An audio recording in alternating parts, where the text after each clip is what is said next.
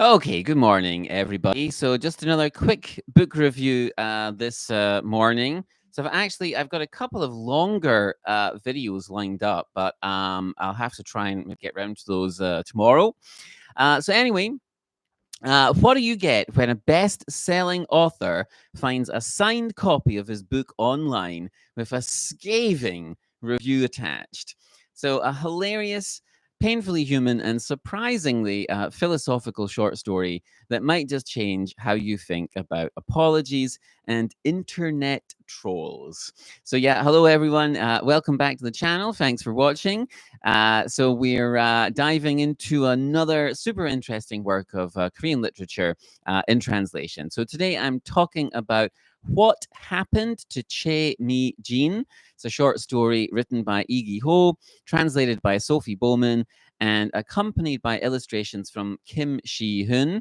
And it was published in the autumn edition, the 2018 autumn edition. Oh, let me just double check that. Sorry. In no, sorry, it was published in the 2020 autumn edition of uh oh, sorry, it's really early here. The 2020 autumn edition of Koreana magazine, and it's a gem of a story. So this is actually the third time I've reviewed Igiho on the channel. So previously, I reviewed his novel At Least We Can Apologize. It was published as part of the Dalkey archive collection. Great novel. And also the short story Kwon Chan and Nice People, and that was published as part of the Asia Publishers Modern Korean Literature Collection. And when I reviewed those two works, I said the same thing. I wish that more of Lee Ho's, novels and short stories were available in English translation. So I was thrilled to see this story appear, especially in such a beautifully illustrated format. And so, although the English version was published in Koreana magazine, in the Korean original is from a collection of Lee Ho short stories called Church Opa. Church Opa Kang Min Ho, who is kind to everyone. And it's the opening story in that collection. I haven't read any of the other stories in that collection. Maybe they'll get translated one day too. Who knows? But this story, it showcases the E's signature mix of satire and humor and emotional punch that we've seen in the other two works that you can find reviewed on the channel. And so Igiho is a character in this story. So what version of Igiho do we meet in the story, and why has he cast himself in the central role in this story? So this time, he is the central character in this story, not a version of himself, but literally Lee-gi-ho, the writer, albeit a kind of fictionalized, self-deprecating version of himself. And the result is very ironic. It's quite comic, but there's also some rather sharp social commentary as well in here. So the story starts, and E is aimlessly browsing a website for secondhand goods. He's trying to buy like a secondhand coffee maker or something, and he stumbles across someone selling a stack of used books.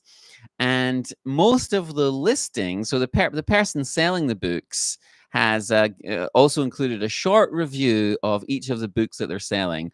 And most of these mini reviews, they're sort of glowing reviews of these books, saying, "Oh, fantastic novel! It's wonderful!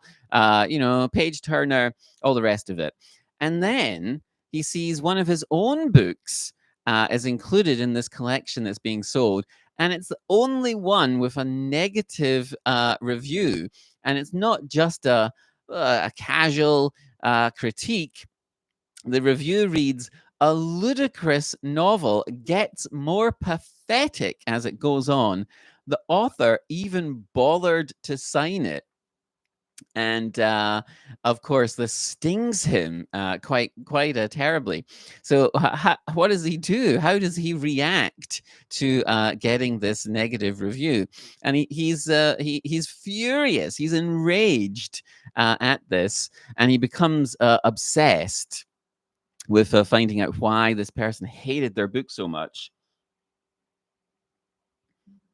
And anyway, so he can't stop thinking about it. He wakes up his wife in the middle of the night to rant and rave about the injustice of this terrible review. He just can't stop thinking about it. And so eventually he decides to buy this collection of books himself so that he can sort of track down and confront the person who left this insulting review. So, without revealing his identity, he arranges to meet the seller. What's his goal here? He wants to get an apology. And of course, this might you might be starting to hear similarities with his novel that's in English. At least we can apologize, and Kwon Soon-chan, the short story that's available. But he wants an apology, right? Lee Gi-ho seems to be fascinated by this idea of apologies. What is an apology? What is the role of an apology in relationships? How do apologies exist in society? When do we need to apologize?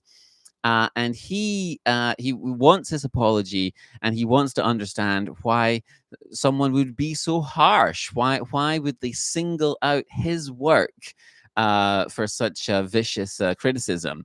And he wants to get his pride back, right? He feels like his pride has been wounded, and he wants some sort of restitution. But when he meets the man who's selling the book, things shift. It becomes clear that this isn't just about a rude review. The seller, the person who's selling these secondhand books, might be someone who's quite down on his luck. This is someone who's struggling, someone society has neglected and overlooked. And the seller says something that stops E in his tracks. What did I do that was so wrong? I live my life saying sorry all the goddamn time. You just had to hear it, didn't you? And E reflects, my own hostility frightened me. So what's E getting at here?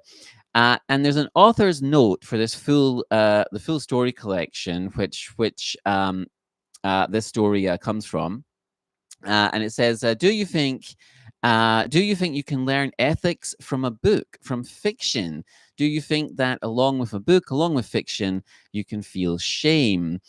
And there's also an article in the Koreana magazine, and journalist Choi Che-bong has said that he often presents uncomfortable questions and subtle ethical dilemmas. And again, we can see this in the other works that we've reviewed by E.